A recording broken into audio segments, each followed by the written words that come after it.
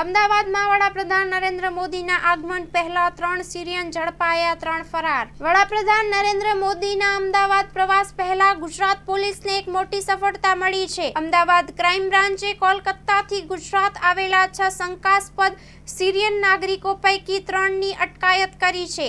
આ ત્રણેય ગાઝામાં યુદ્ધગ્રસ્ત લોકો માટે દાન એકત્ર કરવાનો દાવો કરી રહ્યા હતા. તેઓ 1 મહિના પહેલા ટુરિસ્ટ વિઝા પર ભારત આવ્યા હતા. તેમની પ્રવૃત્તિઓ શંકાસ્પદ જણાતા પોલીસે કાર્યવાહી કરી હતી. ક્રાઇમ બ્રાન્ચે મેઘાત અલઝહેર નામના સિરિયન નાગરિકને ઝડપ્યો છે.